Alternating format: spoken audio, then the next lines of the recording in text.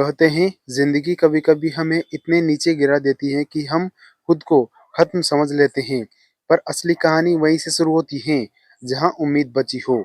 यह कहानी है रघु नाम के भिखारी की, जो फुटपाथ पर सोता था, लेकिन किस्मत ने उसे ऐसा मोड़ दिया कि वो करोड़ों का मालिक बन गया।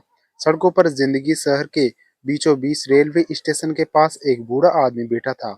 रघु, उसके कपड़े मैले थे, शरीर पर मिट्टी और चेहरा धूल में जला हुआ।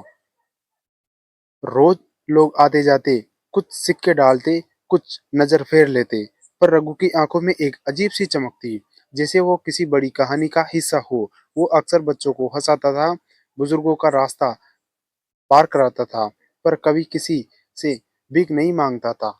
बस कहता था, साहब थोड़ा आशीर्वाद दे दीजिए, बस यही सबसे बड़ा धन है। लेकिन उसके अंदर एक राज था जिसे कोई नहीं जानता था। भूख, दर्द और यादें। रघु पहले एक मजदूर था, एक बड़ी कंपनी में काम करता था। पर एक दिन कंपनी में आग लगी और उसके ऊपर झूठा इल्जाम लगा कि आग उसी ने लगाई है। नौकरी गई, घर छूट गया, पत्नी बीमार पड़ गई और दुनिया ने मुंह मोड़ लिया। वो सड़क पर आ गया और फिर कभी वापस नहीं उठा। रातों को वो आसमान देखता और भगवान से कहता, अगर तू है तो मुझे एक मौका दे, बस एक किस्मत का खेल। एक दिन तेज बारिश हो रही थी। सड़क पर एक गाड़ी फिसल गई और पलट गई। लोग तमाशा देखते रहते थे, पर रघु दौड़कर गया। उसने गाड़ी का शीशा तोड़ा और अंदर फंसे एक आदमी को बाहर निकाला। आदमी बेहोश था, लेकिन जिंदा था।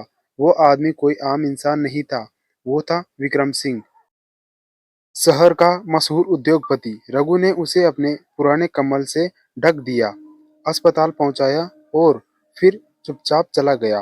वो चाहता भी क्या था, बस किसी की जान बचानी थी।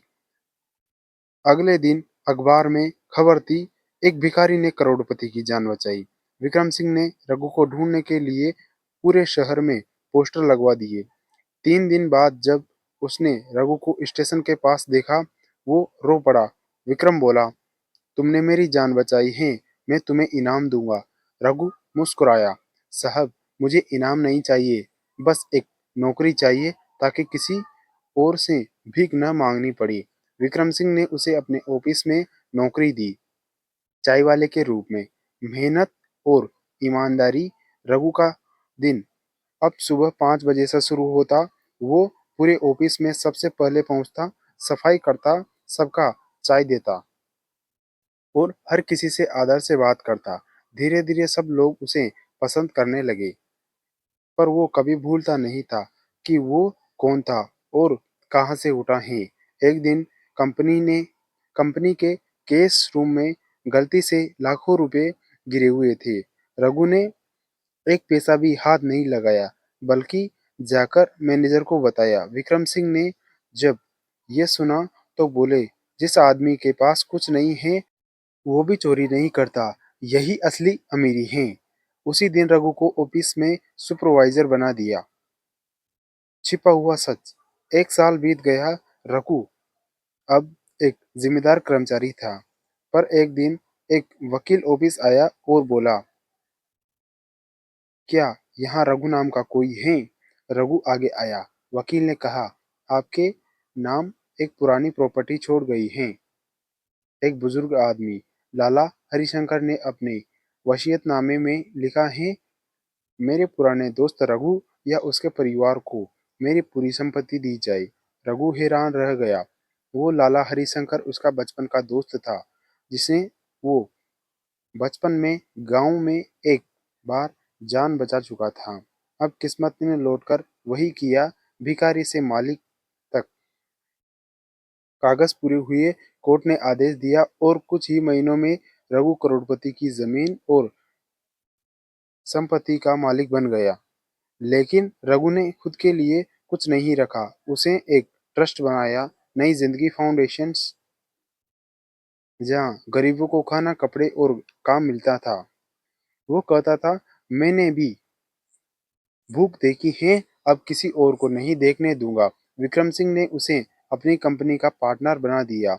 अब रघु रघुदास नहीं बल्कि रघुनाथ सिंह एक सम्मानित उद्योगपति बन चुका था। सालों बाद एक बड़े कार्यक्रम में रघु मंच पर खड़ा था। हजारों लोग उसके बात सुनने आए थे। उसने माइक उठाया और कहा, दोस्तों, मैंने जिंदगी में बहुत खोया, पर एक चीज कभी नहीं छोड़ी, ईमानदारी और उम्मीद। जिस दिन आप अपनी सच्चाई पर भरोसा कर लेते हैं, उस दिन भगवान खुद रास्ता बना देते हैं। पूरा हाल तालियों से गूंज उठा और रघु ने अपनी कहानी खत्म करते हुए कहा, मैं भिखारी नहीं था, बस हालात ने मुझे भिखारी बना दिया। आज भी मैं वही रघु हूँ। अब अब मैं दूसरों की जिंदगी से उम्मीद वारता हूँ।